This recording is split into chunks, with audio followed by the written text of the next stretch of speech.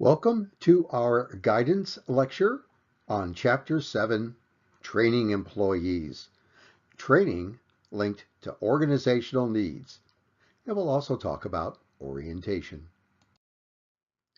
This is Part 1, an introduction to training management. First, let's review our Mathis and Jackson slide for the breakout of training responsibilities between the HR unit and managers. The first one, again, is my stupid little joke.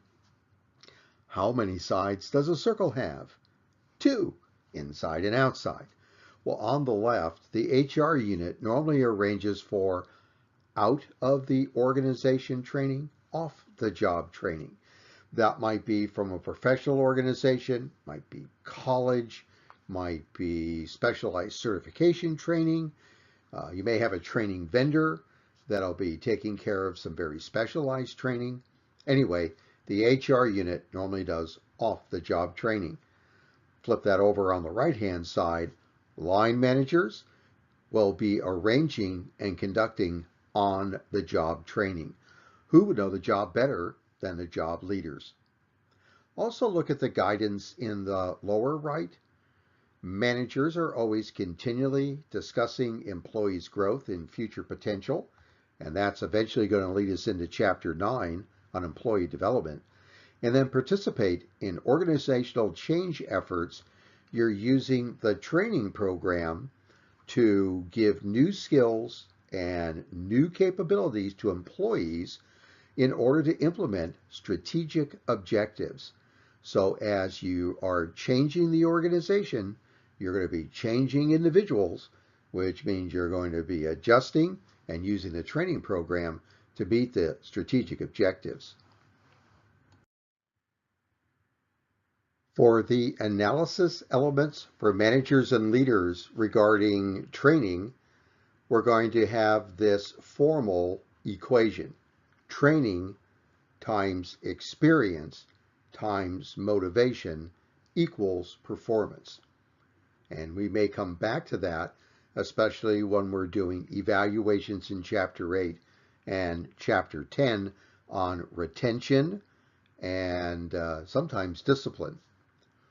Now, that's a very good formula. Please do memorize it. I personally have been introduced to and use something just like it, but it's a little easier. Skill times drill times will. So you've got to have the skill, such as in the job description, and then you've got to do it over and over again until it becomes second nature. Skill times drill, so that's the capability. And then you have to have the motivation, will. So anytime you're trying to evaluate a problem, you're trying to figure out is, do I have a skill problem, a drill problem, or a will problem? Tuck that one away. You'll need it later on in your management careers. Let's now discuss training management in light of the generalized management cycle.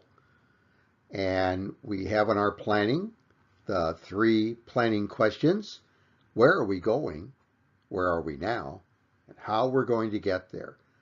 And once we decide how we're going to get there, that gets put into a training objective.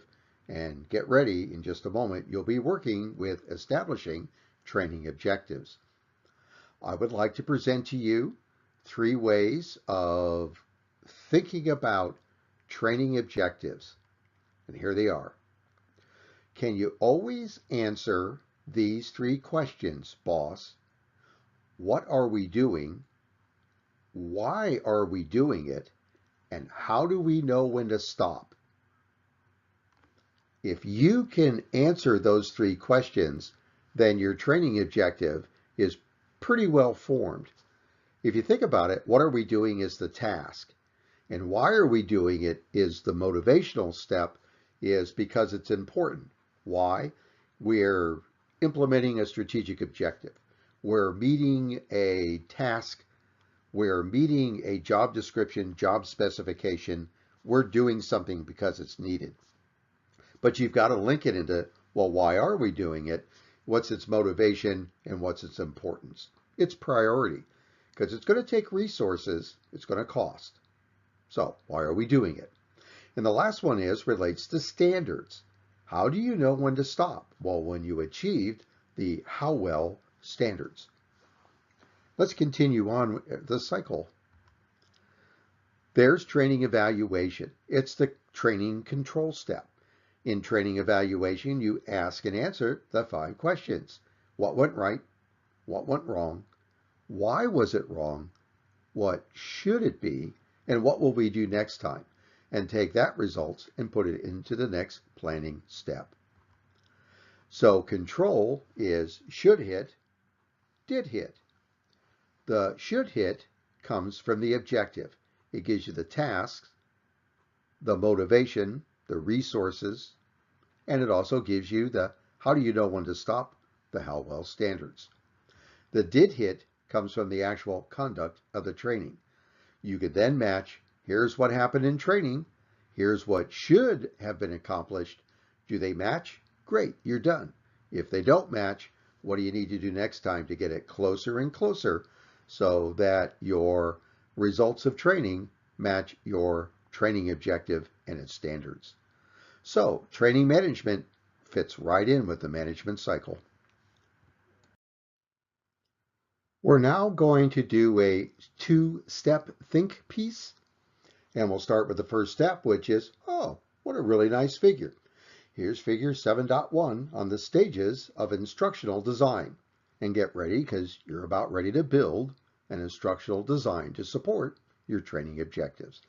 And it's got this very nice little sequential steps that you take. Assess needs for training, ensure the readiness for training, plan the training program. There's that objectives words, who's going to do it, its methods, implementing training program, principles of learning, transfer of learning, and then evaluate the results. Wonderful.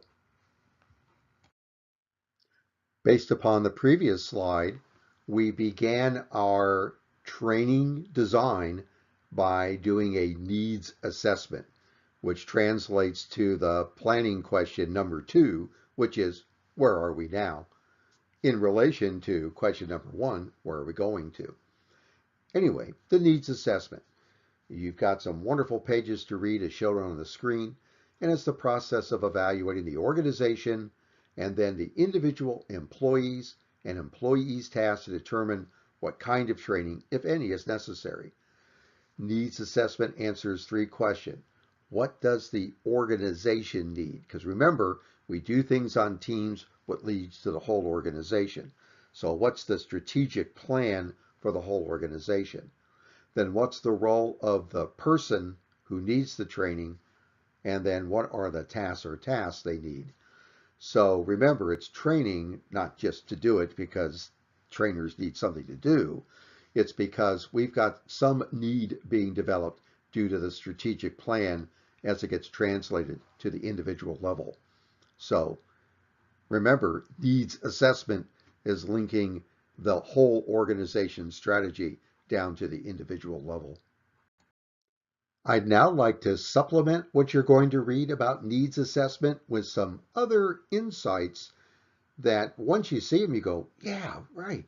But until you kind of look at them is, oh, it's more than just a cut and dry, well, here's what the organization does, here's what we do.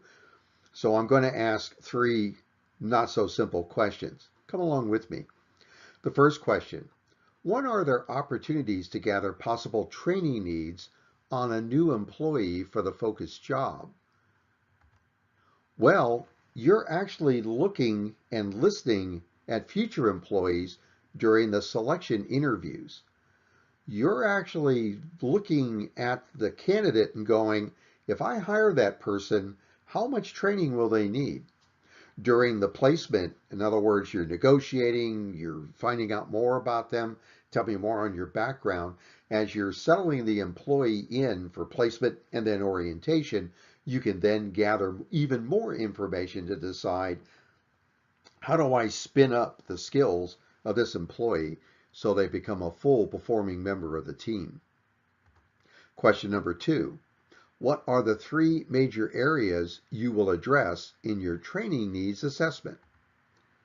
Well, let's use the previous slide. Don't forget, what are the organizational needs? If that's what the organization needs, here's the person and what's their role in the organization. And that informs us then as here's the task they're going to need to be able to do. They've got to do the job description. Where are my training gaps? And that tells me what I've got to be doing for training. Question 3. What will you use as a guide to develop your training objectives and needs assessments? This one you already know. The job description and specifications. Let's switch gears for a moment and talk about you, the job seeker, you, the candidate, the interviewee. Remember, you have a marketing opportunity, and let's just take a look at these opportunities. When you're being interviewed at the selection interview topics, can you handle the requirements of the job? You're trying to tell them, I'm good at the skills that will solve your problems. This I already have. You are then looking at, well, what training is associated with the job? Because there's different types of training. Simple orientation, tell me how you do it, is a totally different game than I don't know how to actually do the job. So remember, when you're interviewing is, I'm trying to figure out, tell me how well you can do the job. They'll get that from your examples. And they're just trying to figure out as soon as we give them the orientation to how we do the job, they're ready to do it. Also remember is they're looking at your written products and they're listening to you speak. So hiring officials are trying to figure out your KSAs, knowledge, skills, and ability for cognitive abilities.